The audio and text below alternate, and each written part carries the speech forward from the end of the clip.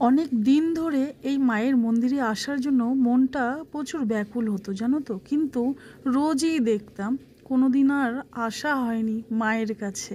কিন্তু আজ আমি ঠিক করেছি মায়ের কাছে আসবই। হ্যাঁ, চলো সেই গল্পই তোমাদেরকে শোনাই আজকে। বন্ধুরা, রোজের মতো বাবানকে স্কুলে দিয়ে আমি স্কুলে এখন নিতে যাচ্ছি। রাস্তার মধ্যেও বেরিয়ে পড়েছি। আর আজকে ওয়েদারটা কিন্তু দারুণ সুন্দর। আর দুঃখের বিষয়, রাস্তাতে একটা গাড়ি দেখতে পাচ্ছি না। অনেকক্ষণ ধরে গাড়ির জন্য দাঁড়িয়ে দাঁড়িয়ে ভাবলাম মায়ের মন্দিরে ঢুকে মাকে দর্শন করেই আসি আজকে। আসলে আমার কিছু চাওয়া না, সব তো ওনারই চাওয়া। জয় মা কালী, তাই না?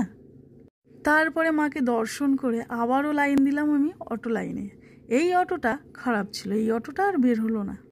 খারাপ ছিল বা ভালো ছিল জানি না, অটোটা দাঁড়িয়েই ছিল, আমাদেরকে নিয়ে গেল না।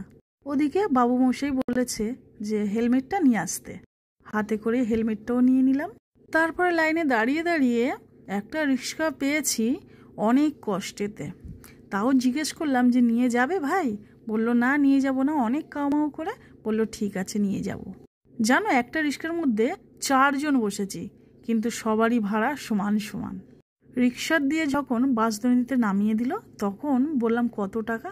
বলল তোমাদের যেটা ভালো লাগে সেটাই দিও। তো কম দিলে তো হবে না, অনেকজন মিলেই বসেছি, তেমন ভাড়াটাও দিলাম। এদিকে এসে দেখছি বাবান স্কুলের মধ্যে বসে নেই, বাইরে বসে আছে। কারণ বাবানের তো অনেক আগেই ছুটি হয়ে গেছে, আমার প্রচুর লেট হয়েছে আজকে ওকে নিতে আসতে। এসে দেখছি বাবান ব্যাগ ট্যাগ ফেলে বসে আছে আমার জন্য মনটা খারাপ করে। আমাকে যখন দেখেছে তখন নাচানাচি শুরু। বাবানের একটাই প্রশ্ন, তুমি এত দেরি কেন করলে? হ্যাঁ জানি, যখন ছুটি হয়ে যায় না, গার্জেনরা যদি না গিয়ে পৌঁছায় বাচ্চাদের প্রচুর কষ্ট হয় জানো তো। আমি আমার ছেলেকে দিয়েই বুঝি। হয়তো বাচ্চাবেলায় আমরাও এমনটাই করতাম, এখন ভুলে গেছি। কিন্তু বাবানকে দেখে এখন কিন্তু সবই মনে পড়ে যায় জানো, ছোটবেলার স্মৃতিগুলো। যাই হোক, মা ওদিক দিয়ে ফোন করেছিল সকালবেলা। বললো মা, আমার একটা কথা তোকে বলতে খুব খারাপ লাগছে। আমি বললাম কি, বলো না। বললো না, তুই আবার যদি রাগ করিস, আমাকে যদি বাজে বাজে কথা শোনাস।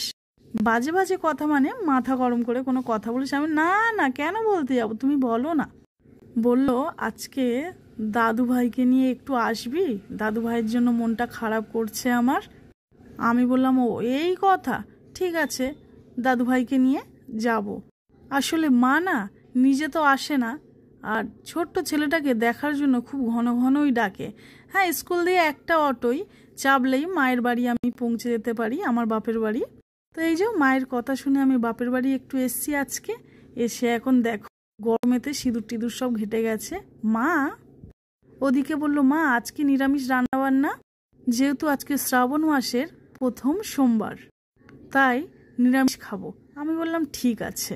তো মা কি কি সবজি কাটতে বললো, আমি সেই সবজিগুলো নিয়ে আমি কাটতে বসে গেছি। মা বলল মা নিরামিষ তরকারিটা তুই ভালো করতে পারবি না? আমিই করব। আমার তো আশা হয় মায়ের হাতেরই খাওয়ার, কারণ মায়ের হাতের রান্নার সেই যে স্বাদ আমি ভুলতে পারি না। আসল কথা হচ্ছে মায়ের হাতের রান্না আমি অনেক ভালোবাসি, আর মাকেও আমি অনেক অনেক ভালোবাসি।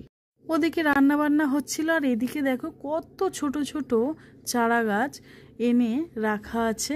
এগুলো কিন্তু সব বসানো হবে। আর আমার দাদার চারার দোকান আছে, যাকে বলে নার্সারির দোকান। তো সেই কারণে এখানে বিভিন্ন রকমের ফুল গাছ, বিভিন্ন রকমের ফল গাছ, কি গাছ নেই সমস্ত গাছ আছে। খুব ভালো লাগে জানো তো যখন আমি দেখি। ঘরের পিছনে জানলা দিয়ে টুঁকি মেরে দেখলাম গাছে প্রচুর পেয়ারা হয়ে আছে। আমি আর লোভ সামলে কেন থাকতে পারবো, আমি তো পেয়ারা গাছের সামনে চলে আসলাম। আর পেয়ারার রঙগুলো এত সুন্দর বলার মতো না, যেমন সুন্দর তেমন মিষ্টি জানো তো। তো আমি পেরেই নিলাম 2-4টে। পেরে এখন দুপুরের খাওয়া দাওয়া তো হয়ে গেছে। হয়ে যাওয়ার পরে আমি ভাবলাম এখন পেয়ারাটা খাওয়া যাক। এই যে নিজের মতো পেরে নিয়েছে, পেরে নিয়ে এখন বসে গেছি ঘরের পিছনে, বসে বসে এখন নিজের মতো খাচ্ছি। আর ছোট্ট সোনাইটা ওদিক দিয়ে জানলার দিয়ে কিন্তু বলছে মা তুমি কি করছো, কিন্তু দাঁতে সেই শক্তিটা হয়নি যে একটা কাঁচা পেয়ারা চিবিয়ে খাবে। আমি বললাম দাঁড়া বাবা, তোর জন্য আমি পাকা পেয়ারা খুঁজে দেখছি। পেয়ারা তো আমি খাচ্ছি, মাথার মধ্যে কিন্তু আমার আলাদাই চিন্তা ভাবনা ঘুরছে জানো তো। আজকে যেহেতু ব্রিগেড ছিল, তো সেই কারণে একটাও গাড়ি ঘোড়া কিচ্ছু পাওয়া যাচ্ছিল না। এত অসুবিধা হয়েছে আসার সময় জানো। এইটুকু আসার জন্য 4টে গাড়ি চেঞ্জ করতে হয়েছে আমাকে, অনেক কষ্ট হয়েছে জানো তো। আর তার মধ্যে আমার ছোট্ট ছেলেটা আছে, ও তো একটুও হাঁটতে চায় না, কোলে ছাড়া যাবেই না।